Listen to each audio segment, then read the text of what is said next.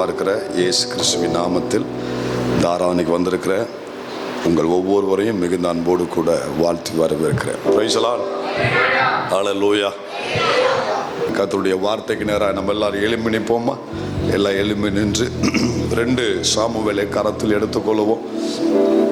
2 சாமுவேலை கரத்தில் எடுத்துக்கொள்வோம். 23வது அதிகாரத்தில்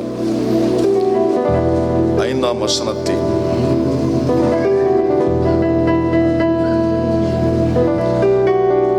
5ஆம் வசனத்தின் மத்திய பகுதியை எல்லாரும் சேர்ந்து நம்ம வாசிக்க போறோம். எடுத்துட்டீங்களா? சரி. இந்த மாதம் முழுவதும் நம்ம தியானிக்க கர்த்தர் நம்ம கொடுத்த வார்த்தை 23:5. 2 சாமுவேல் 23:5 வாசிப்போம். சகலமும் திட்டம் பண்ணப்பட்டிருக்கிற நிச்சயமான நித்திய உடன்படிக்கை என்னுடன் அவர் செய்திருக்கிறார். எல்லாரும் கர்த்தரை துதிப்போமா? வாய் திறந்து வாய் நிறைய துதிகளை செலுத்தி அவர் நாமத்துக்குரிய மகிமையை செலுத்தி அவர் நாமத்துக்குரிய புகழ்ச்சியை செலுத்தி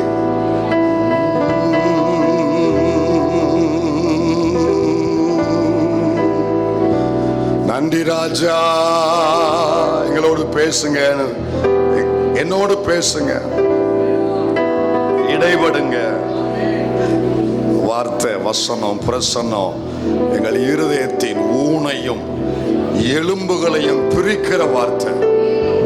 இந்த வார்த்தை எங்கள் எலும்புகளில் அடைபட்ட அக்கினியை போல எங்களுக்குள்ள ஊடுருவி போவதாக ராஜா. வசனம் போக போக போக எங்களுக்குள்ள ஆண்டவரே குணமாக்கப்படுகிற அனுபவம் நடக்கட்டும். ஒரு டிவைன் ஹீலிங், ஒரு தெய்வீக தொடுதல், தெய்வீக சுகமாக்கப்படுகிற அனுபவம். நீண்ட நாட்களாக இருக்கிறதான சில காயங்கள், நீண்ட நாட்களாக இருக்கிறதான ஆண்டவரே சில வெடிப்புகள், நீண்ட நாட்களாக இருக்கிறதான ரணங்களிலே இந்த வார்த்தை மருந்தாக, இந்த வசனம் எங்களுக்கு மிகப்பெரிய ஆரோக்கியமாக, நிறைய கேள்விகளுக்கு பதிலாக, சந்தேகத்தை வேரோடு பிடுங்கி எரிகிற சம்மட்டியாக வார்த்தையை அனுப்பி எங்களோடு பேசும். மகிமைப்படுங்க. எங்களை தாழ்த்தி கொடுக்கிறோம். ஜனத்தை ஆசீர்வதியும் இயேசுவின் நாமத்தில் பிதாவே, ஆமென். உட்காருவோம். வாசிதாய் மறுபடியும். சகலமும் திட்டம் பண்ணப்பட்டிருக்கிற நிச்சயமான நித்திய உடன்படிக்கையை அவர் செய்திருக்கிறார். என்னுடன் அவர் செய்திருக்கிறார். தேவன் நம்முடைய வாழ்க்கை குறித்த தேவனுடைய திட்டம், என்னுடைய வாழ்க்கையை குறித்த தேவனுடைய திட்டம், நம்முடைய வாழ்க்கை குறித்த தேவனுடைய திட்டம், தேவனுடைய திட்டம். அது தாவீதுடைய வாழ்க்கையில எப்படி இருந்துச்சு அப்படின்னு 3 காரியத்தை நம்ம போன வாரம் கவனிச்சோம். அவனுடைய பெயரை குறித்து, அவனுடைய சந்ததியை குறித்து, அவனுடைய சிங்காசனத்தை குறித்து ஒரு திட்டம் வச்சிருந்தார். அதே மாதிரி ஒவ்வொருவருடைய நம்முடைய வாழ்க்கையிலையும் தேவனுக்கு என்ன இருக்குங்க? ஒரு திட்டம் இருக்கு. நான் சொன்னேன் போன வாரம், என்ன திட்டம்னு தெரியாட்டாலும் பரவாயில்ல, ஆனா ஒரு திட்டம் இருக்குன்னு நம்புங்க. அதுவே நமக்கு ஒரு சந்தோஷத்தை கொடுக்கும். எங்க அப்பா வராரு வெளிநாட்டில் இருந்து 10 வருஷம் கழிச்சு வர, என்னமோ வாங்கிட்டு வர, என்ன வாங்கிட்டு வரான்னு தெரியாது, ஆனா என்னமோ வாங்கிட்டு வர, அது ஒரு சந்தோஷம் இருக்கா இல்லையா? அந்த குழந்தைகளை போல இந்த இடத்துல மாறிக்கணும் நம்ம. அந்த குழந்தைக்கு ஒரு சந்தோஷம் இருங்க, அப்பா என்னமோ வாங்கிட்டு வராரு, என்னமோ வாங்கிட்டு வராரு, என்னன்னு தெரியாது, அது வரட்டும், வந்த பிற பார்ப்போம், ஆனா என்னமோ வாங்கிட்டு வராரு அப்படின்னு வந்த உடனே அந்த பையன் நம்மளை கூட பார்க்க மாட்டான், அந்த பார்சலை தான் பார்ப்பான். சில பிள்ளைங்க பாருங்க, நம்ம வெளியே போயிட்டு வந்தோன்னா கையத்தான் பார்ப்பான். அப்பா சோமா வந்துட்டாரே நல்லா இருக்கீங்களாம் கூட கேட்க மாட்டான், பையத்தான் பிடிக்கிட்டு அப்படியே அந்த ஆளை ஓடுறவன் தான். நல்ல கவனிங்க. அது மாதிரி பிள்ளைகளுக்கு அது மேலே தான் கண்ணு இருக்கும். நல்ல கவனிங்க. அவனுக்கு ஒரு சந்தோஷம். என்ன சந்தோஷம்? அப்பா எனக்குன்னு ஒன்று, என்னது அது அப்புறம் பார்ப்போம், ஆனால் ஒன்று வாங்கிட்டு வராரு. அதே மாதிரி நமக்குன்னு நம்ம அப்பா, நம்ம தகப்பன் ஒன்று வச்சிருக்காரு, ஒரு திட்டம் வச்சிருக்கிறாரு. அது என்ன திட்டம்? அது அப்புறம் பார்ப்போம், ஆனால் ஒரு திட்டம் இருக்கு. இப்ப அப்பா வீட்டுக்கு வந்துட்டாரு. உள்ள வந்த உடனே, கதவை திறந்த உடனே அவன் கண்ணெல்லாம் அந்த பார்சல் மேல. அதுக்குள்ள என்ன இருக்கு, எனக்குன்னு என்ன இருக்கு. அந்த நேரம், அந்த தருணம் அவர் ஓபன் பண்ணி, கண்ணை மூடு அப்படிமோ, கண்ணை மூடு, கண்ணை மூடிக்கிட்டு இருப்பான். இப்படி மூடுவான், இப்படி மூடுவான். அரை கண்ணை மறைச்சிட்டு 1.5 கண்ணை வச்சு பார்ப்பான். அப்படியே பார்த்துக்கிட்டே இருப்பான். ஏன்னா அவனுக்கு அது மேல ஒரு அந்த பிள்ளைங்களுக்கு அந்த ஓப்பன் பண்ற நேரம் இருக்கு பாருங்க. அந்நேரம் அவன் உலகத்தை மறந்துடுவான், ஸ்கூலை மறந்துடுவான், ஹோம்ஒர்க்கை மறந்துடுவான், ஏன் உங்களை கூட மறந்துடுவான், சாப்பாடை கூட மறந்துடுவான். அது உள்ள இருந்து வெளியே வர்ற நேரம் இருக்கு பாருங்க. கிளைமேக்ஸ்ல அதான் கிளைமேக்ஸ். தேவ பிள்ளையே, நீ யாரா இருந்தாலும் சரி, எங்க இருந்து வந்தாலும் சரி, என்ன நிலைமையில இருந்தாலும் சரி, உன் பின்னணி எவ்வளவு மோசமா இருந்தாலும் பரவாயில்ல, அதெல்லாம் கர்த்தருக்கு ஒரு பொருட்டே இல்லை. இந்த பூமிக்கு நீ விருதாவாய் வரல. ஒரு ஆபத்துல விபத்துல நீ வரல. நீ ஒரு ஆக்சிடென்ட்ல வரல. நீ ஒரு இன்சிடென்ட் ஆக்கும். கர்த்தர் உன்னை ஒரு திட்டம் வைத்து உன்னை வெளிப்பட பண்ணினாராக்கும். உன்னை கருவுல அழிக்க எத்தனை சக்தி போராடிச்சு, எல்லாத்தையும் விழுங்கிட்டு வெளியே வந்திருக்கிறேன்னா தேவன் உன் மேல ஒரு திட்டம் வச்சிருக்கிறாருங்கிறத நீ முழுமையா நம்பு. ஒரு திட்டம் இருக்கு, அந்த திட்டம் வருது, வந்திருக்கு, பக்கத்துல வந்துருச்சு. அந்த சந்தோஷம் எனக்கு இப்போ ரொம்ப பெருசா இருக்கும்னா, அது நிறைவேறுகிற தருணம் இருக்கு பார்த்தீங்களா, அது என்னங்கிற அந்த பார்சல் ஓப்பன் ஆகிற நேரம் இருக்கு பார்த்தீங்களா, அதை பார்த்தா போதுங்க. வாழ்க்கையில வாழ்ந்ததுக்கான அர்த்தம் அதுல தான் எனக்கு இருக்கு. அல்லேலூயா. ஆண்டவர் உங்களை குறித்து அந்த திட்டம் நிறைவேறுகிறத என் கண்ணால பார்க்கணுங்கிறதுக்கு எத்தனை பேர் ஆசை?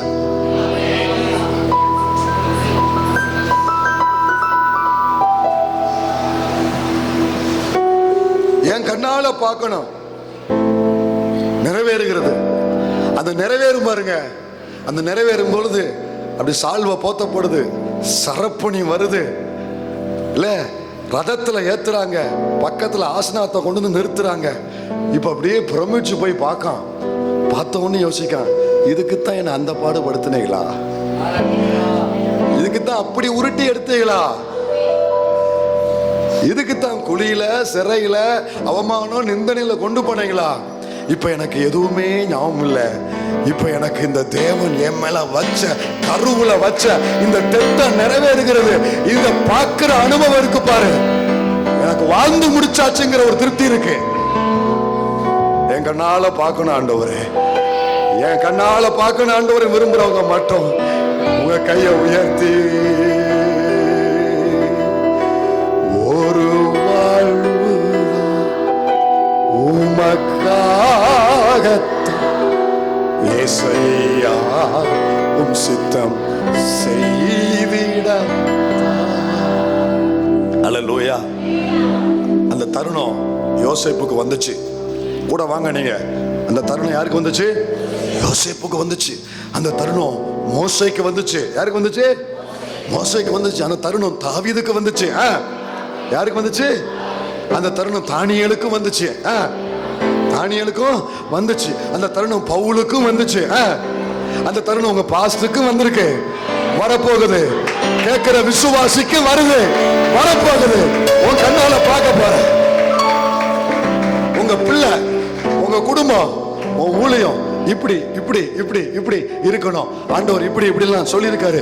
என்னைக்கு என்னைக்கு என்னைக்கு என்னைக்கு இந்த எதிர்பார்ப்பு இருக்குல்ல, உன் ஏக்கம் எல்லாம் உன் தேவன் தீர்ப்பா, சந்தோஷம் நீ காணுவா. கூட பாடுறவங்களுக்கு மட்டும் செஞ்சிருங்கப்பா.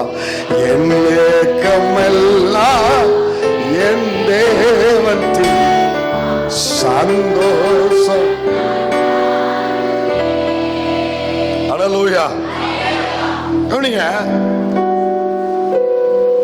இதுதாங்க நம்ம வாழ்க்கையில ரொம்ப முக்கியமான ஒண்ணு. நமக்கு கவனிங்க, நம்முடைய ஆரம்பத்துல இருந்து நம்முடைய எண்டு வரைக்கும் எல்லாமே தேவன் பிளான் பண்ணிட்டார். தெரியுமா உங்களுக்கு? பிளான் பண்ணிட்டார் தெரியுமா? தெரியுமா தம்பி உனக்கு? நீ எந்த ஊர்ல எந்த பெற்றோருக்கு பிறக்கணும் பிளான் பண்ணி தான் நீ வந்திருக்க. ஆனா அதெல்லாம் இனிமே மாத்தலாம் முடியாது. நீ எந்த வீட்டில் போய் வாழணும் அதையும் பிளான் பண்ணி தான் உனக்கு கொண்டு வந்திருக்காரு. என்ன அங்க கேட்டா இங்க கேட்டாங்களே, எங்கேயும் கேட்டு போட்டோம், இங்க வந்துட்டேல விடு. நீ அதை பத்தி பேசாத, அதை பத்தி பேசக்கூடாது. நான் எப்படி இருந்தேன்னு தெரியுமா, இப்படி இருந்தேன்னு தெரியுமா, எல்லாம் தெரியும். வந்த இடத்துல வேலையை பாரு. அதையும் திட்டம் பண்ணி தான் கர்த்தர் உங்களை கொண்டு வந்திருக்காரு. அதுக்கும் ஒரு திட்டம் உண்டு. எல்லாமே திட்டம். நீ எங்க எந்தெந்த நாளில் எப்படி எப்படி உன் வாழ்க்கை நடக்கணும், எங்கே வேலை பார்க்கணும், எங்கே தற்காலிகமாக எங்கே இருக்கணும், அப்போது நிரந்தரமாக எப்போ உனக்கு அந்த காரியம் ஓப்பன் ஆகும், எல்லாமே சிலருக்கு இப்போ இருக்கிறது தற்காலிகமாக இருக்கலாம், சிலருக்கு இப்போ இருக்கிறது தான் பெர்மனண்டாகவும் இருக்கலாம் இல்லையா, அல்லது சிலருக்கு இது இடைப்பட்ட காலமாகவும் இருக்கலாம். இப்படி எல்லாத்தையும் பிளான் பண்ணியே செய்வார் ஆண்டவர்.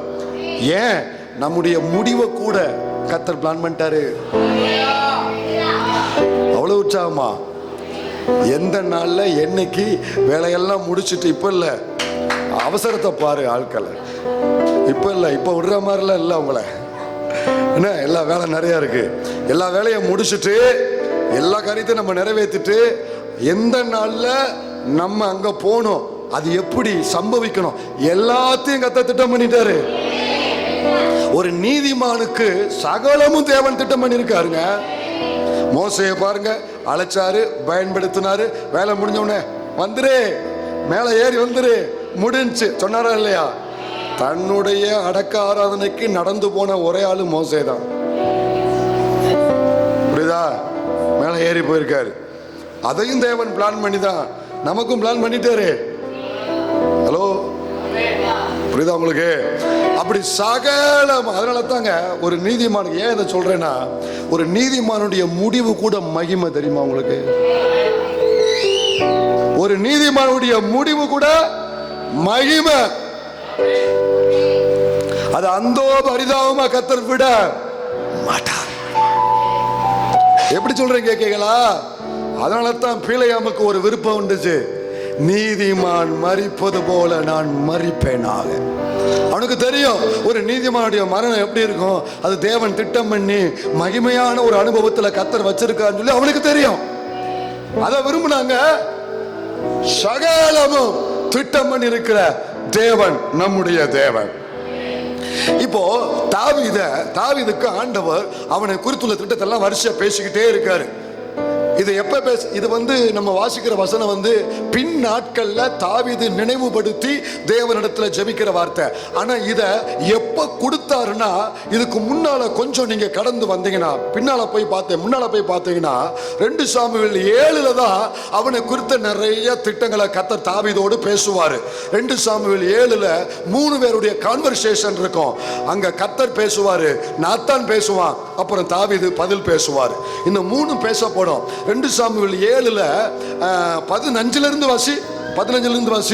உனக்கு முன்பாக நான் தள்ளிவிட்ட சவுலின் இடத்திலிருந்து என் கிருபையை விலக்கினது போல அவனை விட்டு விலக்க மாட்டேன். உன் வீடும் உன் ராஜ்யமும் என்றென்றைக்கும் எனக்கு முன்பாக ஸ்திரப்பட்டிருக்கும், உன் ராஜாசனம் என்றென்றைக்கும் நிலை பெற்றிருக்கும் என்கிறார் என்று சொல்ல சொன்னார். இப்ப தாவீதோடு கர்த்தர் அவனுடைய வீடு, அவனுடைய சந்ததி, அவனுடைய ராஜாசனம், அவனுடைய பெயர் எல்லாவற்றையும் கர்த்தர் குறித்து பேசிக்கிட்டே இருக்கிறாரு. அவனை குறித்து உள்ள திட்டங்கள் எல்லாம் கர்த்தர் விளக்கமா பேசிக்கிட்டே இருக்காரு. அப்படி பேசி முடிச்ச உடனே தாவீது அதுக்கு ஒரு பதில் சொல்றான். என்ன பதில் சொல்றான்? வாசிக்கல. நாத்தான் இந்த எல்லா வார்த்தைகளின்படியையும் இந்த எல்லா தரிசனத்தின்படியையும் தாவீதுக்கு சொன்னான். அப்பொழுது தாவீது ராஜா உட்பிரவேசித்து கர்த்தருடைய சமூகத்திலிருந்து, கர்த்தராகிய ஆண்டவரே, கர்த்தர் பேசினதை உள்வாங்கிட்டு கர்த்தருக்கு பதில் சொல்றான். பிரசங்கம் பண்ணும் பொழுது கேட்டுக்கிட்டே இருக்கணும், இன்னொரு பக்கம் கை உயர்த்தி இப்படித்தான் இருக்கணும். இப்ப ஆண்டவர் பேசின உடனே அவன் பதில் சொல்றான் பாருங்க. ஆண்டவரை பார்த்து ஜெபிக்கிறான் பாருங்க. தேவரீர் என்னை இதுவரைக்கும் கொண்டு வந்ததற்கு நான் எம்மாத்திரம், என் வீடும் எம்மாத்திரம். கர்த்தராகிய ஆண்டவரே, இது இன்னும் உம்முடைய பார்வைக்கு கொஞ்ச காரியமாய் இருக்கிறது என்று கர்த்தராகிய ஆண்டவராய் இருக்கிற தேவரீர் உம்முடைய அடியானுடைய வீட்டை குறித்து வெகு தூரமாயிருக்கும் காலத்து செய்தியை மனுஷர் முறைமையாய் சொன்னீரே. இனி தாவீது உம்மிடத்தில் சொல்ல வேண்டியது என்ன? கர்த்தராகிய ஆண்டவராய் இருக்கிற நீர் உமது அடியானை அறிவீர். ஆண்டவரை பார்த்து சொல்றான், எவ்வளவு பெரிய விஷயத்தை எனக்கு சொல்றீங்க, என் குடும்பத்தை குறித்து பேசுறீங்க, என் சந்ததியை குறித்து பேசுறீங்க, என்னைய குறித்து பேசுறீங்க, என் சிங்காசனத்தை குறித்து பேசுறீங்க.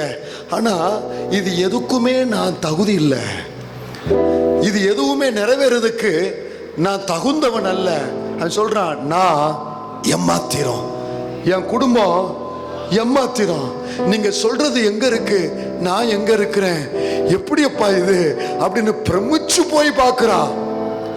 தன்னுடைய பின்னணியத்துக்கும் தன்னுடைய பலத்துக்கும் அப்பாற்பட்ட காரியத்தை கர்த்தர் பேசுறாரு.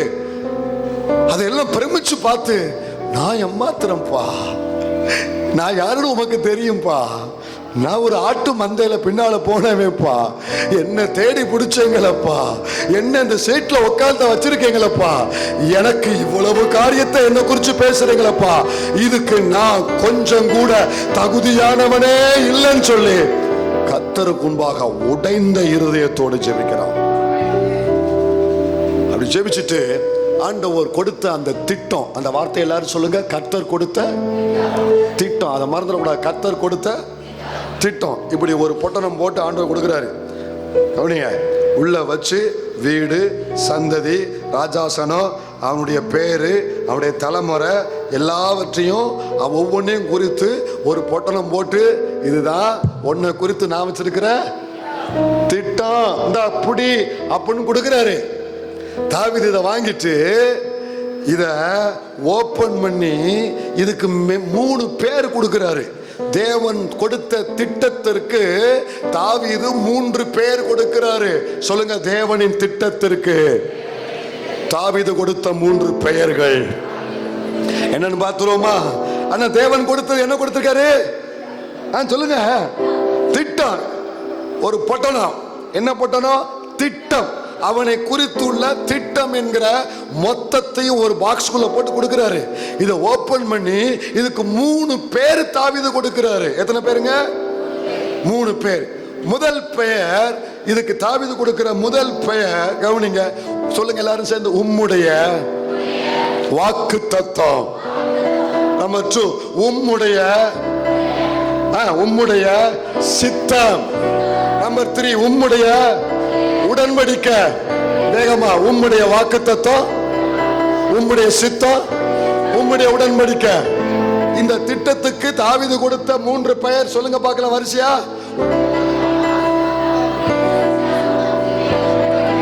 இப்போ இன்னும் ஒரு முறை சபையார், மொத்த சபையாரும் சேர்ந்து சொல்லுங்க பார்க்கலாம்.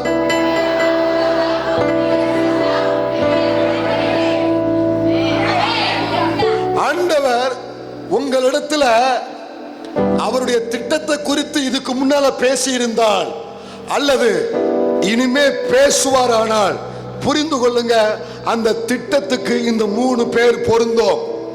என்னென்ன பேர் பொருந்தும்? அந்த திட்டம், இது என்ன குறித்த தேவ திட்டம்.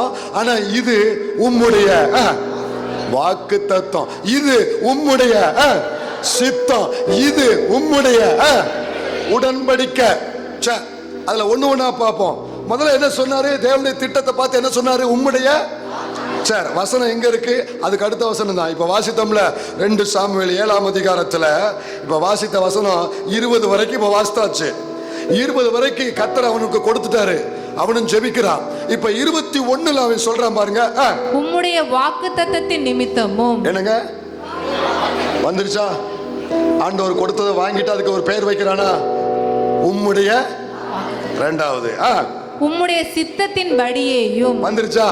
என்ன வந்துருச்சு? உம்முடைய. சரி, அப்படியே இதுல ஒரு விரலை வச்சுக்கிட்டு இன்னும் ஒரு விரலை அந்த 2 சாமுவேல் 23க்கு வாங்க. 2 சாமுவேல் 23க்கு வாங்க. வாசிப்போம்ல, வழக்கமா வாசிக்கிற அந்த 5ஆம் வசனத்தை வாசிங்க. என்னுடைய வீடு தேவனிடத்தில் இப்படி இராதோ, சகலமும் திட்டம் பண்ணப்பட்டிருக்கிற நிச்சயமான நித்திய உடன்படிக்கையை. என்ன பேர் வந்திருக்கு? உடன்படிக்கை வந்துருச்சா? அப்ப 3 பேர் கொடுத்தான்னு சொன்னேன். 1 உம்முடைய வாக்கு தத்தம், 2 உம்முடைய சித்தம், 3 உம்முடைய உடன்படிக்கை. 3 வந்துருச்சா? சரி, இப்ப ஒண்ணா பிரிச்சு எடுப்போம். பிரிக்கும் போது நம்மளையும் பிரிச்சிருவாரு. ஒண்ணா பிரிப்போம், சரியா? அப்போ இந்த திட்டத்துக்கு முதல் பெயர் என்ன பேருங்க? வாக்கு தத்தம். தாவீது ஜெபிக்கிறாரு ஆண்டவரை பார்த்து. மறுபடியும் அந்த வசனத்துக்கு வந்துரு. 2 சாமுவேல் 7ஆம் அதிகாரத்துல வாசித்த அந்த வசனத்துக்கு வந்து 21ஆம் வசனம். உம்முடைய வாக்குத்தத்தத்தின் நிமித்தமும் உம்முடைய சித்தத்தின் படியே. போதும் கவனிங்க.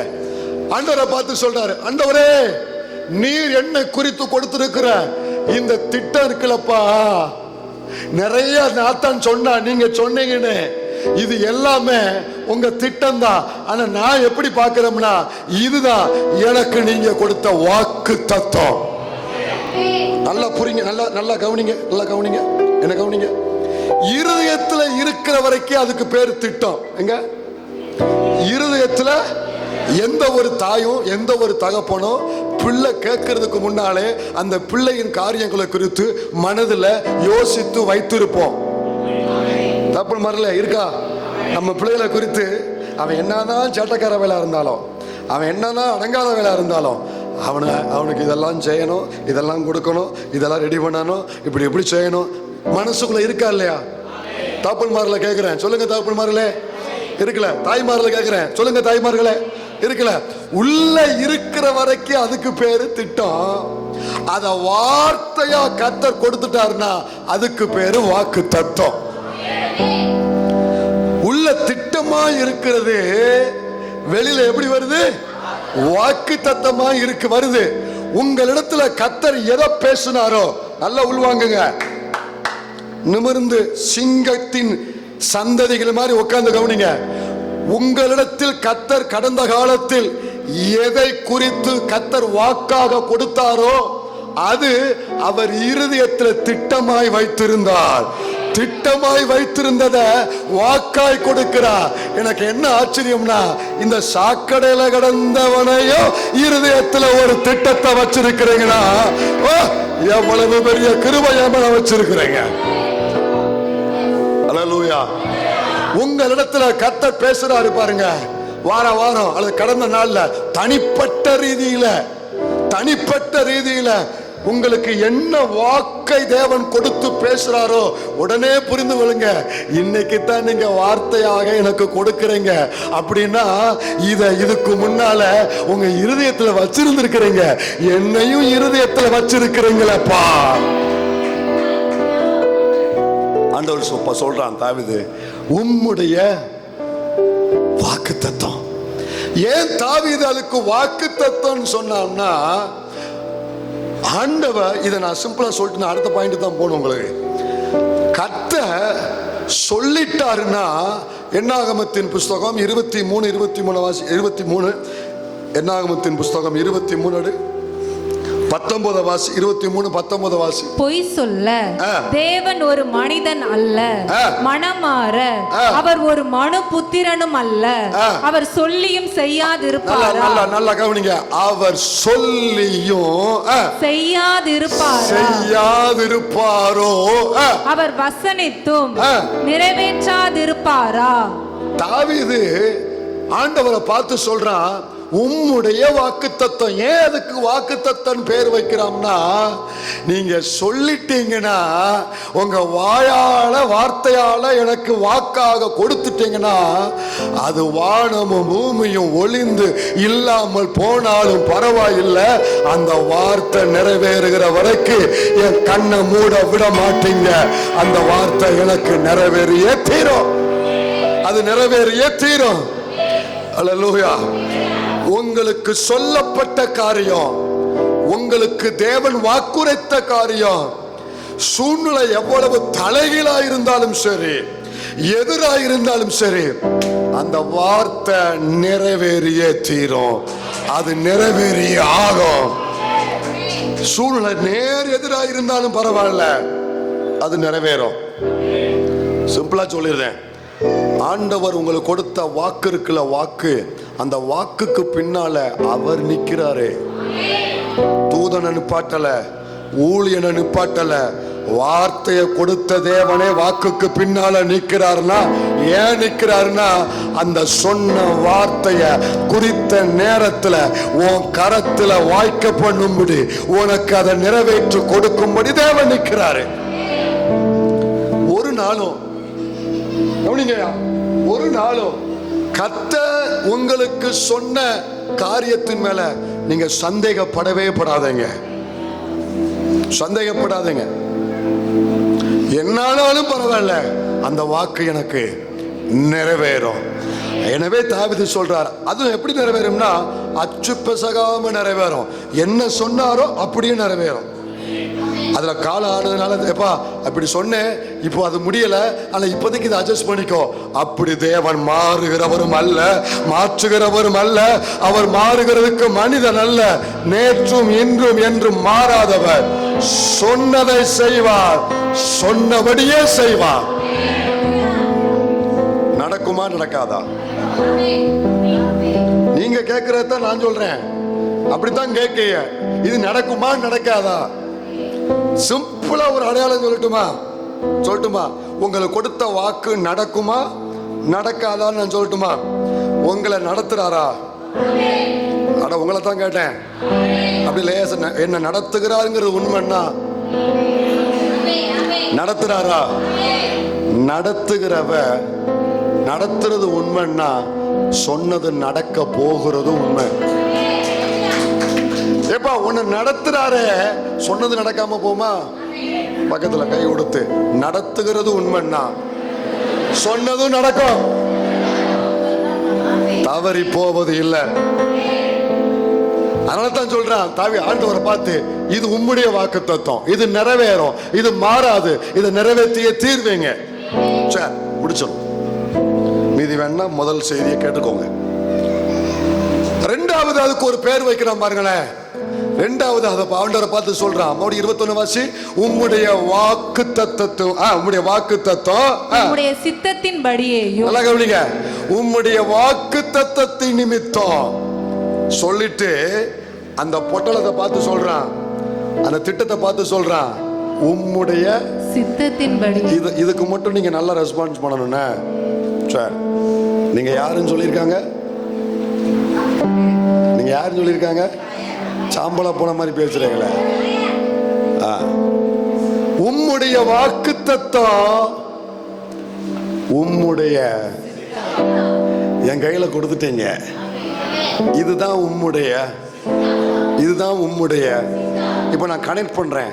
இதை எத்தனை பேருக்கு பரிசுத்த ஆவியானவர் தான் உங்களுக்கு உதவி செய்யணும்ல? நான் செயின் மாதிரி பேசிக்கிட்டு இருக்கேன், ஒன்னெடுத்த செயின் மாதிரி பேசிக்கிட்டு இருக்கேன். கவனிங்க, உள்ளத்துல இருக்கிற வரைக்கும் அதுக்கு பேரு திட்டம். கையில கொடுத்துட்டாருன்னா, வார்த்தையா கொடுத்தா அதுக்கு பேரு. இப்ப கவனிங்க, உங்களுக்கு என்ன வாக்கு தத்தம் கொடுத்தாரோ அதுதான் உங்களை குறித்த அவருடைய சித்தம். நிறைய பேரு இந்த தெளிவில்லாம இருப்பாங்க. வாக்கு தத்தம் இம்புட்டுக்கான வச்சிருப்பாங்க. இவ்வளவு வாக்கு தத்தத்தை கையில வச்சுக்கிட்டு, பாஸ்டர் என்னை குறிச்ச தேவ சித்தம் என்னன்னு கொஞ்சம் கேட்டு சொல்லுங்க, கொஞ்சம் கிளி ஜோசியம் பார்த்து சொல்லுங்க. ஆனா எனக்கு அதை சொல்லியிருக்காரு, எனக்கு இதை சொல்லியிருக்காரு, எனக்கு இப்படி வாக்கு பண்ணியிருக்காரு, நிறைய வாக்கு தத்தத்தை இப்படி கொண்டு வருவாங்க. ஆனா வந்து என்ன ஜோசியம் பார்ப்பாங்க?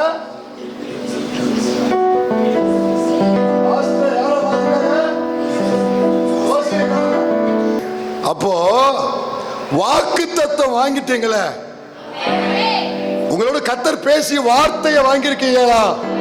எங்க அந்த வாக்கு தத்தம் தான் உங்களை குறித்த தேவ சித்தம். வாக்கு தத்தம் வாங்கிட்டு திரும்ப நீங்க தேவ சித்தத்துக்காக ஜெபிக்க கூடாது. அதான் தேவ சித்தம். யோசேப்பே, உன் அரிக்கட்டு நிமிர்ந்திருக்கும், இது வாக்கு தத்தம், இதுதான் உன்னை குறித்த என் சித்தம். ஆபிரகாமே, திரளான ஜாதிகளுக்கு உன்னை தகப்பனாக்குவேன், இது வாக்கு தத்துவம், இதுதான் உன்னை குறித்த என் சித்தம். யாக்கோபே, உன்னை மந்தைய போல பெருக பண்ணுவேன், எஸ் இது வாக்கு தத்துவம், இதுதான் உன்னை குறித்த என் சித்தம். தாவீதே, உன்னை சிங்காசனத்துல உட்கார வைப்பேன், இது வாக்கு தத்துவம், இதுதான் உன்னை குறித்த என் சித்தம். புறஜாதிகளுக்கும் யூதர்களுக்கும் நான் தெரிந்து கொள்ளப்பட்ட பாத்திரமா இருக்கிறான், இது பவுலை குறித்த தேவனுடைய வாக்கு தத்துவம், இதுதான் பவுலை குறித்த தேவனுடைய திருவுள சித்தம். மறுபடியும் சொல்றேன், உனக்கு தேவன் என்ன வாக்கு கொடுத்தாரோ, ஆமா ஏன் ரொம்ப முக்கியமானது. இதை மட்டும் நீங்க சரியா புரிந்து கொண்டீங்கன்னா தேவனுக்கு உங்களுக்கு உறவு ரொம்ப ஆழமா இருக்கும். ஒரு நாள் எந்த காரியத்தில் நீங்க பதறவும் மாட்டீங்க. அங்க போய் குற்றாலத்துல போய் தலையை கொடுத்த மாதிரி கொடுக்கவும் மாட்டீங்க. கொஞ்சம் பேருக்கு புரியுது, புரிஞ்சா போதும், புரியுற ஆளுக்கு புரிஞ்சா போதும். கவனிங்க, உங்களுக்கு கர்த்தர் என்ன வாக்கு தத்தம் கொடுத்தாரோ அதுதான் உங்களை குறித்த தேவ சித்தம். இது புரிஞ்சவங்க மட்டும். ஒருவேளை சில நேரம் வாக்குத்தத்தம் எல்லாமே வாக்குத்தத்தம் தான். ஒருவேளை சில நேரத்தில் இன்னும் ஆண்டவர் சில நேரத்தில் வாக்குத்தத்தம் எப்படி இருக்கும்னா, இன்னும் கொஞ்ச காலம் பாடு அனுபவிக்கிற உங்களை கவனிங்க, இந்த வாக்கு கொடுத்தார்னா இதுதான் உங்களை குறித்த தேவனுடைய துருவுல சித்தம். அப்ப அதுக்கு இன்னொரு வார்த்தை இருக்குது, கவனிங்க. தேவ சித்தத்தின்படி பாட இருக்கிற பாரு, நீ பாக்கியவதின்னு கர்த்தருடைய வேதம் சொல்லுது. அல்லேலூயா. அப்ப இந்த திட்டம் அதுதான் தேவனுடைய துருவுல சித்தம். தாவீது இதையே சித்தன் சொல்றதுக்கு காரணம் என்ன, நோக்கம் என்ன, இதை குறித்து சித்தன் அவர் ஏன் இந்த வார்த்தையை பயன்படுத்துறாரு, அதுக்கான தாவீது இருதயத்தில் உள்ள நோக்கம் என்ன, நல்லா கவனிங்க. இப்ப இதுல இருந்து நம்ம இன்னும் ட்ராக் எடுக்கிறோம். இதுல இருந்து சித்தத்தை குறிச்ச ஒரு ட்ராக் எடுக்கிறோம். கூட வாங்க, சித்தத்தை குறிச்ச ஒரு ட்ராக் எடுக்கிறோம். இப்ப சித்தம் அப்படிங்கிற வரும் பொழுது இதுல நம்ம சில விஷயங்களை தேவனை பற்றி நம்ம நல்லா புரிந்து கொள்ளணும். இந்த இடத்துல மட்டும் நம்ம ரொம்ப தவறு செய்யாம இருந்தோம்னா, கவனமா இருந்தோம்னா, நிச்சயம் தேவ பிள்ளைய நீ காயப்பட மாட்ட, நீ ஏமாற மாட்ட, நீ முறுமுறுக்க மாட்ட, நீ கேள்வி கேட்க மாட்டீங்க, நீங்க ஒரு நாள் சோர்ந்து போக மாட்டீங்க. இந்த சித்தம் அப்படிங்கிற இடத்துல ஒரு தெளிவு சபைக்கு வந்துருச்சுன்னு வைங்களேன், நீங்க நிறைய விஷயத்துல ஏமாற்றப்பட மாட்டீங்க, சோர்ந்து போகவே மாட்டீங்க. கவனிங்க. யோபு சொல்றாரு, இத குறிச்ச தெளிவு யோபுக்கு இருந்துச்சு. 23:13 2:3 யோபு 23:13 வசி. அவரோவென்றால் ஒரே மனமாய் இருக்கிறார், அவரை திருப்பத்தக்கவர் யார்? எல்லாம் கவனிங்க. இப்ப கவனிங்க. இப்போ யோபு சொல்றாரு, ஆண்டவரை பார்த்து, நண்பர்களை பார்த்து சொல்றாரு, ஏப்பா ஆண்டவரை நான் புரிஞ்சுக்கிட்டேன்ப்பா, நான் என்னென்னமோ நினைச்சேன்ப்பா, எப்படிலாம் நினைச்சேன்ப்பா, இப்ப நான் புரிஞ்சுக்கிட்டேன்ப்பா.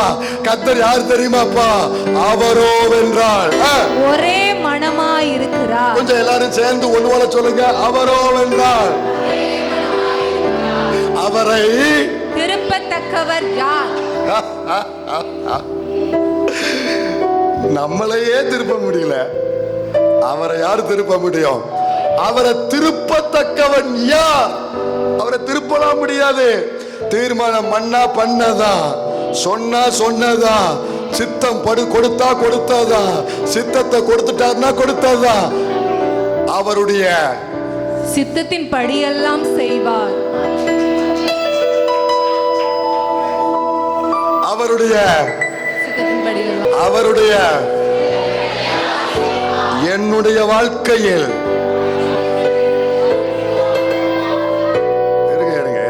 பாதி பேர் தப்பிச்சுக்கிட்டு இருக்கீங்க. என்னுடைய வாழ்க்கையில ஒண்ணு அதுல இருந்து தொடர்றீங்க, இதுல இருந்து தொடருங்க. எல்லாரும் சேர்ந்து சொல்லுவோம், என்னுடைய வாழ்க்கையில். இப்ப சொல்லுங்க. நிறைய பேருக்கு திறக்க கஷ்டம், வாய திறக்க கஷ்டம். ஏன் கஷ்டம்? செஞ்சுட்டாருன்னா ஏ தேவ பிள்ளைய, அத போல சந்தோஷம் எது இல்லைங்கிற அனுபவிக்கிறவன் கேட்டுப்பாரு. இப்போ என்னுடைய குடும்பத்தில் நான் இதை சொல்லுவேன், நீங்க வசனம் தொடருங்க. என்னுடைய குடும்பத்தில், இந்த சபையாருடைய மொத்த சபையின் குடும்பத்தில், இந்த ஊழியத்தில், அது அப்படி இன்னும் கொஞ்சம் நான் அப்படி கொண்டு வரேன் பாருங்க. அவருடைய சித்தத்தின்படி எல்லாம் அவரை திருப்பத்தக்கவன். நீ என்ன ஜெபம் பண்ண, இப்படி நிக்கிற, நீ இப்படி நின்று ஜெபம் பண்ண, அவரை திருப்பத்தக்கவன். அவருடைய சித்தத்தின்படிதான் உங்களை ஒரு பாதையில கொண்டு போகணும்னு தீர்மானிச்சுட்டாருன்னா, கையில வாங்கிட்ட, கை நீட்டுங்க. பாதி பேருக்கு பயம். கையில வாங்கிட்டு, இங்க வாங்கல, ஆண்டோட்ட வாங்கிட்டேன், முடிஞ்சு வச்சு, அவ்வளவுதான், முடிச்சிட்டாரு, கதையை முடிச்சிட்டாரு. கவனிங்க, கையில திட்டத்தை வாங்கிட்ட, வாக்கு தத்தத்தை மட்டும் போடு போடு. வாங்கினல 1ஆம் தேதி வாங்கினல, டெய்லி வாங்கினல, அதான் சித்தம். கையில வாங்கிட்டேங்க. புலிவாலை பிடிச்சிட்டு ஓட முடியாது. அப்போ வாக்குத்தத்தை வாங்கியாச்சு, சித்தத்தை கொடுத்துட்டாரு. இனி அவர் என்ன செய்வார்னா அவருடைய சித்தத்தின்படிதான் செய்வாரு. என்ன சொல்லி இருக்கிறாரோ ஆண்டவரை திருப்பலாம் முடியாது. நம்ம எப்படின்னா நான் சொல்றேன், 9ஆம் கிளாஸ் படிக்கும் பொழுது 10ல் பாஸ் பண்ணிட்டு அதை எடுக்கணும்னு யோசிப்போம் 3 மாசத்துக்கு. அடுத்த 3 மாசம் வேற என்னத்தையாவது காதுல கேள்விப்படுவோம், வேற எவ்வளவு வந்து ஏதாவது சொல்லுவா, உடனே அடுத்த பிளானை மாத்துவோம், இல்ல இதை எடுப்போம். அடுத்து இன்னொருத்தி வந்து ஏதாவது சொல்லுவா, டிவியை பார்ப்பேன், அல்ல வேற ஏதாவது பேட்டியை பார்ப்பேன், வேற குரூப் எடுப்போம். இப்படி 10 தடவை மாத்திருப்பேன். 14 தடவை அந்த 10ஐயுமே எடுக்கப்பட்ட வேற ஒண்ணு எடுப்பேன். நம்ம 3 மாசத்துக்கு ஒண்ணு மாத்திக்கிட்டே இருப்போம். ஏன் அமைதியா இருக்கீங்க பாஸ்டர்? தப்பா சொல்றீங்க. 3 மாசம் இல்ல, 3 மணி நேரத்துக்கு ஒண்ணு மாத்திக்கிட்டே இருப்பேன்றீங்களா? ஆனா உன்னை கருவுல வச்சார்ல, அந்த நேரத்துல கத்த தீர்மானிச்சாரு, பாத்துக்கோ. அதை மாற்றவே மாட்டாரு, கரெக்ஷன் பண்ணவே மாட்டாரு. கையெழுத்து போட்டுதான் உன்னை அனுப்பிச்சிருக்காரு.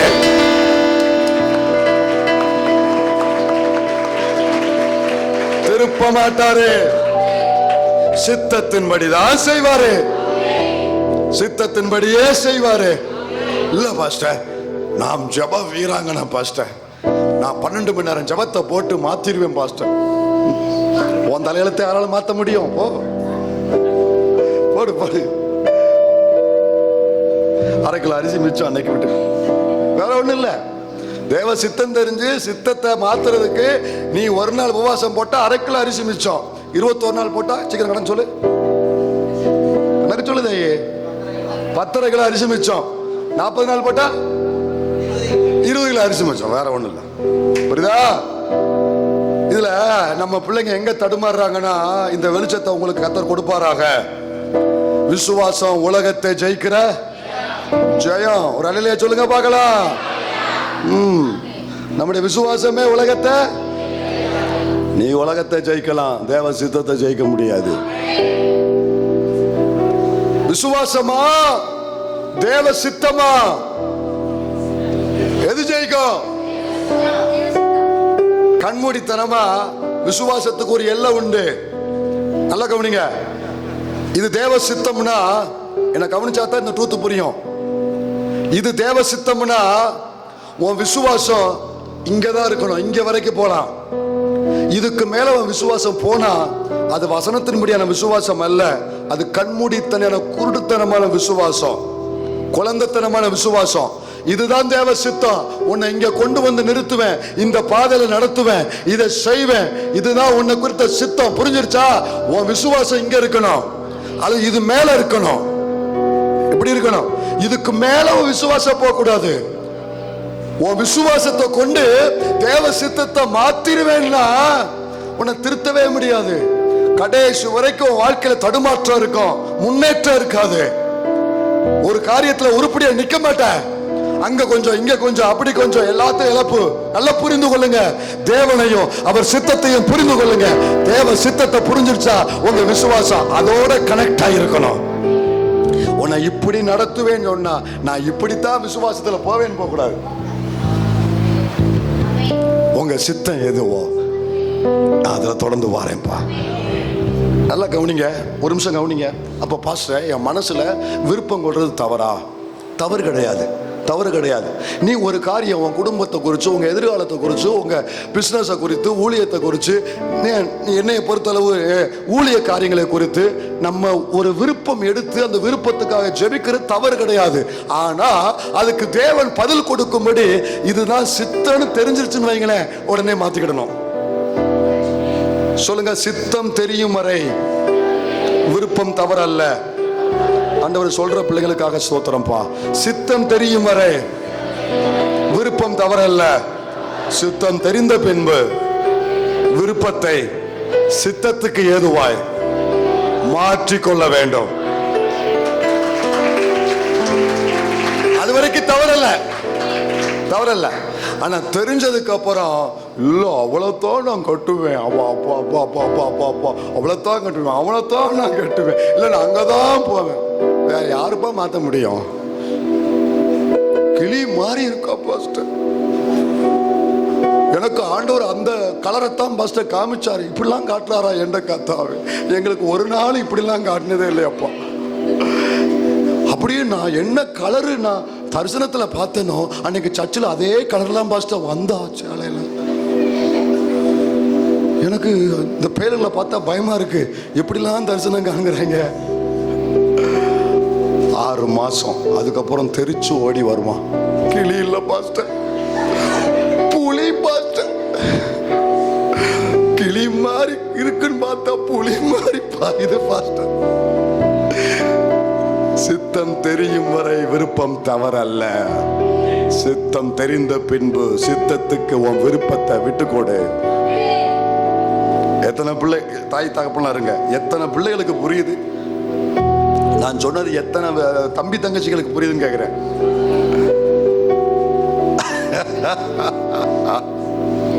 புரியுதா? தேவ பிள்ளையே, அவர் தம்முடைய சித்தத்தின்படிதான் செய்வார். தானியேலின் புஸ்தகத்துல 4ஆம் அதிகாரத்துல 35 வாசி. தானியேல் 4:35 வாசி. பூமியின் குடிகள் எல்லாம் ஒன்றுமில்லை என்று எண்ணப்படுகிறார்கள். அவர் தமது சித்தத்தின்படியே வானத்தின் சேனையையும் பூமியின் குடிகளையும் நடத்துகிறார். அவருடைய கையை தடுத்து, குறுக்க வந்து அவருடைய கையை தடுத்து அவரை நோக்கி என்ன செய்கிறீர் என்று சொல்லத்தக்கவன் வானத்துக்கு கீழே பூமிக்கு மேலே ஒருவனும் இல்லை என்று. அதுக்குள்ள நானும் உண்டு.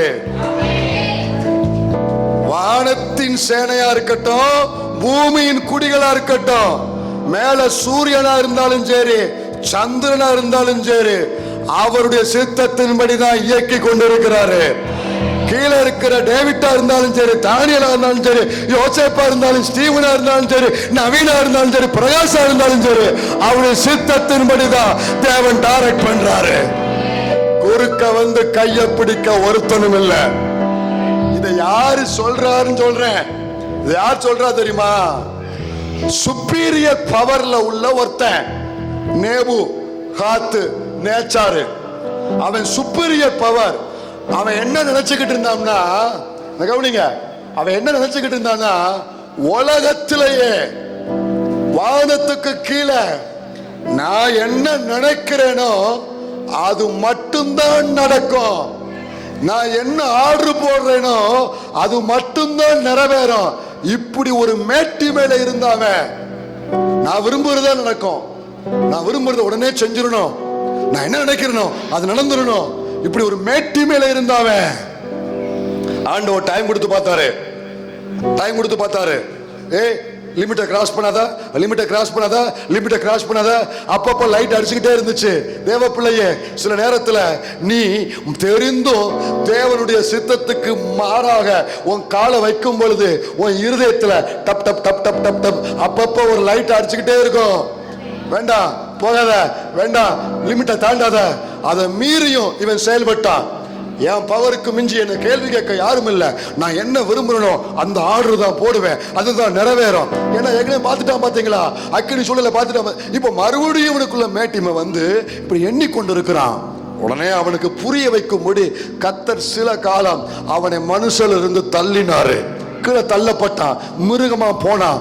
சில வருடங்கள் மிருகமா இருந்தான். நல்லா கவனிங்க, நகை வளர்ந்தது, முடி வளர்ந்தது. பல முறை பிரசங்கம் பண்ணியிருக்கேன் இந்த வார்த்தைய.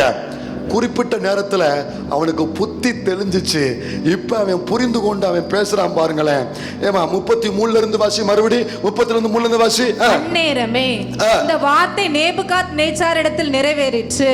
அவன் மனுஷனின்று தள்ளப்பட்டு மாடுகளைப் போல் புல்லை மேய்ந்தான். அவனுடைய தலைமயிர் கழுகுகளுடைய இறகுகளைப் போலவும் அவனுடைய நகங்கள் பட்சிகளுடைய நகங்களைப் போலவும் வளரும் மட்டும். அவன் மேட்டிமை, அவனுடைய ஆணவம், நான் நினைக்கிறதா நடக்கும். தேவனுடைய வல்லமையை புரிந்து கொள்ளல, தேவ சித்தத்தை அவன் அறிந்து கொள்ளல. பலமுறை காண்பிக்கப்பட்டும் அந்த அதிகார மேட்டிமையில இருந்தானா, கர்த்தர் கீழே தள்ளினாரா, இப்ப மிருகமா மாறிட்டானா. அடுத்த வசனம், அந்த நாட்கள் சென்ற பின்பு, அந்த பனிஷ்மெண்ட் நாட்கள் கடந்து போன பின்பு, நேபுகாத் நேச்சாராகிய நான் என் கண்களை வானத்துக்கு ஏறெடுத்து, கைதட்டி ஒரு விச கர்த்தரை மகிமைப்படுத்துங்க. ஏன் இப்ப கைதட்ட சொன்ன தெரியுமா? அதிகாரத்தில் உச்சத்தில் இருந்த ஒருத்தன் முதல் முறை கண்களை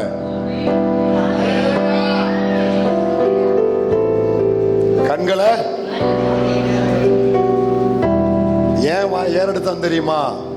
ஏன் ஏறெடுத்தான் தெரியுமா? என் புத்தி எனக்கு திரும்பி வந்தது. குடும்பத்திலும் சிலருக்கு வர வேண்டியிருக்கு, சபையிலும் சிலருக்கு வர வேண்டியிருக்கு. புத்தி திரும்ப வந்தோடனே கண் எங்க போகுது? இப்ப அவன் புரிஞ்சுக்கிட்டான், இருக்கிறதுல நான் தான் சுப்பீரியர் பவர் நினைச்சேன். தப்பு தப்பு தப்பு தப்பு தப்பு தப்பு தப்பு. நான் இல்ல, எல்லா ராஜாக்களுக்கும் மேலாக ஒரு தேவன் இருக்கிறார். அவருடைய சித்தத்தின்படிதான் செய்வார், அதை மாற்ற மாட்டார். என்ன வந்துச்சு? முடி. அப்பொழுது நான் உன்னதமானவரை ஸ்தோத்தரித்து என்றென்றைக்கும் ஜீவித்திருக்கிறவரை புகழ்ந்து மகிமைப்படுத்தினேன். ஏன்னா கீழே சொல்ற 35 இப்பவாசி பார்க்கலாம். அவர் தமது 35 அவர் தமது சித்தத்தின்படியே வானத்தின் சேனையையும் பூமியின் குடிகளையும் நடத்துகிறார். அவருடைய கையை தடுத்து அவரை நோக்கி என்ன செய்கிறீர் என்று சொல்லத்தக்கவன் ஒருவனும் இல்லை என்றேன். இப்ப புரிஞ்சிருச்சு. எனக்கு மேல ஒரு பவர் இருக்கு, எனக்கு மேல ஒரு சிங்காசனம் இருக்கு, எனக்கு மேல ஒரு தேவன் இருக்கிறாரு, மொத்த உலகத்துக்கு மேல ஒரு தேவன் இருக்கிறாரு. அவர் என்ன சித்தம் கொண்டு என் கையில கொடுத்திருக்கிறாரோ அதைத்தான் செய்வாரு, அதை மாத்த மாட்டாரு. சில காரியம் நம்ம நினைக்கிறது நடந்ததுனால, நம்ம போட்ட பிளான் படி நடந்ததுனால, அடுத்த கட்டத்துக்கும் நான் நினைக்கிறதா நடக்கணும்னு எதிர்பார்க்காதீங்க. அது நடக்கலன்னா தேவன் மேல கேள்வி கேட்காதீங்க. அந்த விஷயத்துல அவர் சித்தம் என்னன்னு கேளுங்க. ஏமாற்றம் வராது, அவிசுவாசம் வராது, சோர்வு வராது. அவருடைய சித்தத்தின்படி செய்வார். நான் முதல்ல சொன்னேன், முடிக்க போறேன் கவனிங்க. நான் முதல்ல சொன்னேன், அவருடைய சித்தத்தை என் விசுவாசம் என்ன செய்யாது? ஜெயிக்காது. என் ஜெபம் என்ன செய்யாது? ஜெயிக்காது. இதானா இதுதான். No no. மோசேயை பார்த்து சொன்னாரு, கானான் வா பார்த்துக்கோ, உனக்கு ஜூம் பண்ணி காட்டுறேன். ஒரு ஊழியக்காரர் சொன்னாரு, ஆண்டவர் அந்த அந்த அந்த மலையில அவனை ஏறி வர பண்ணி மலையில நிப்பாட்டி கானான அப்படியே ஜூம் பண்ணி காட்டினாராம். பாத்துக்கோ பாத்துக்கோ பாத்துக்கோ பாத்துக்கோ பாத்துக்கோ. ஆனா உள்ள போக please please please please please please please please ஏ பேசாத. அதை கொடுத்து ஏன்னா ஆண்டவருக்கு கோணம் ரொம்ப பேசினா அவர் என்ன அது கொஞ்சம் பேசாத, இனி பேசாத, விட்டுரு. மோசேக்கே அந்த நிலைமைன்னா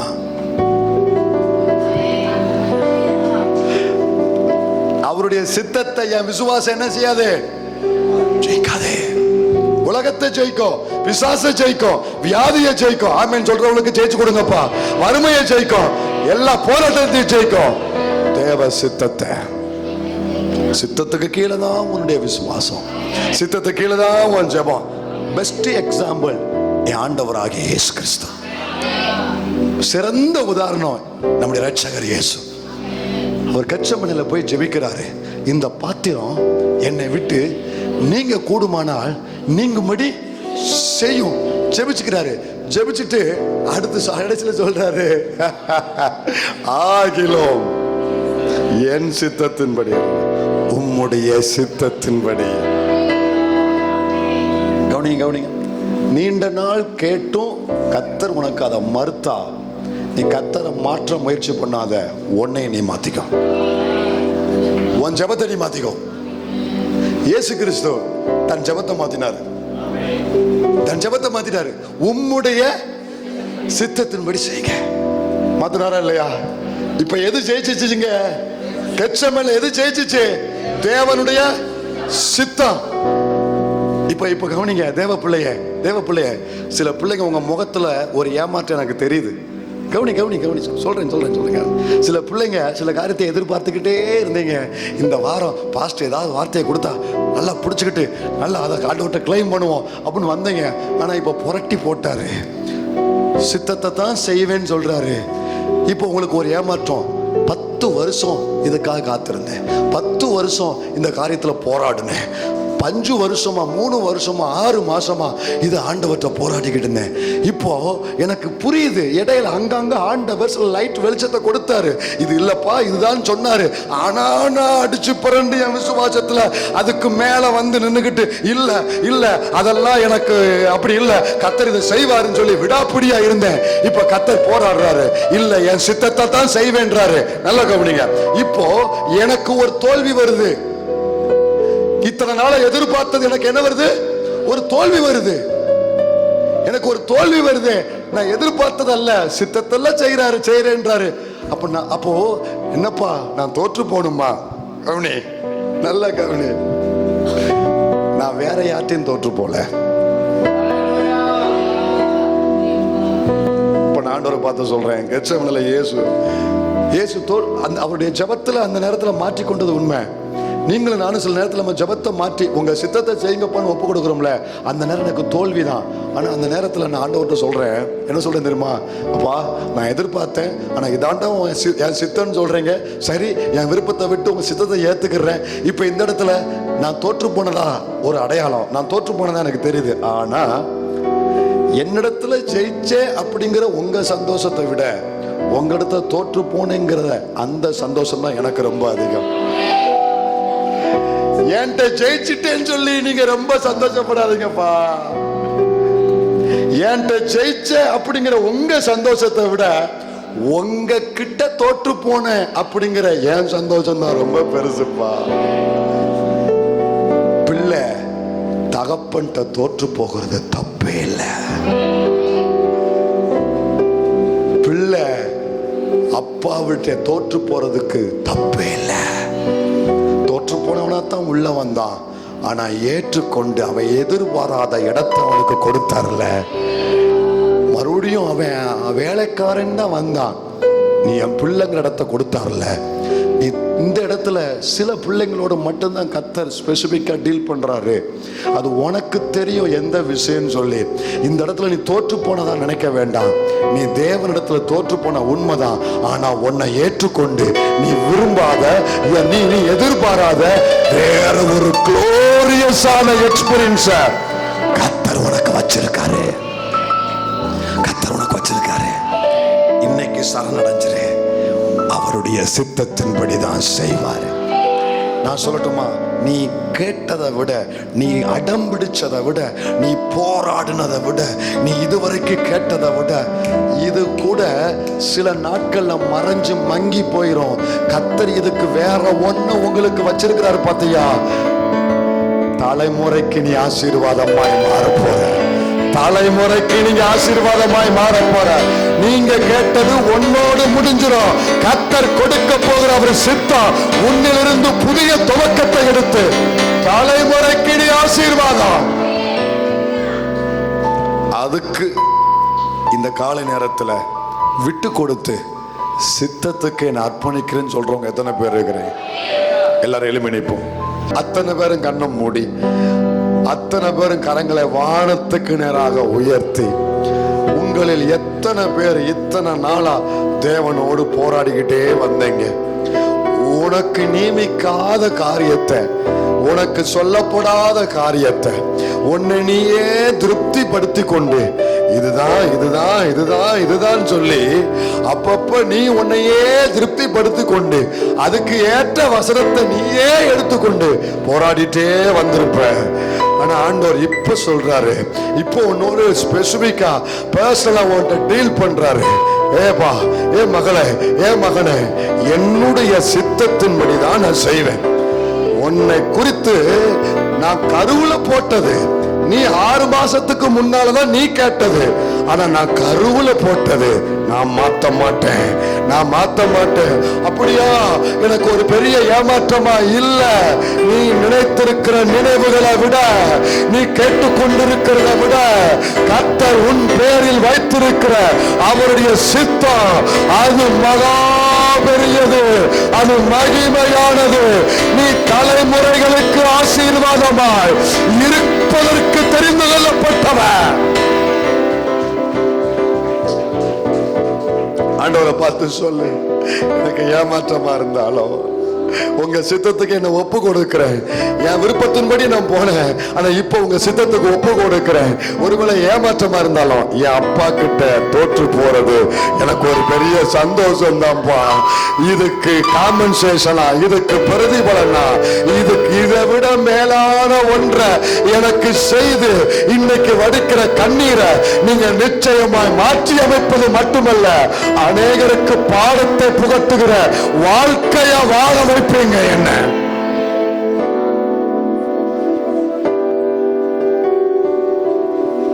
நீ யார் தெரியுமா?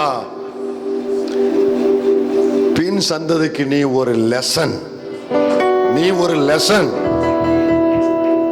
பிளஸிங்க வாங்கிட்டு போறியா, ஒரு லெசனா இருக்க போறியா? உன்னிலிருந்து ஓம் மூலம், ஓம் ஊழியத்துல நீ வடிக்கிற கண்ணீர்ல தேவ சித்தத்துக்கு நீ வந்துட்டேன்னா உன்கிட்ட இருந்து புறப்பட போகிறது சாதாரண சந்ததி அல்ல.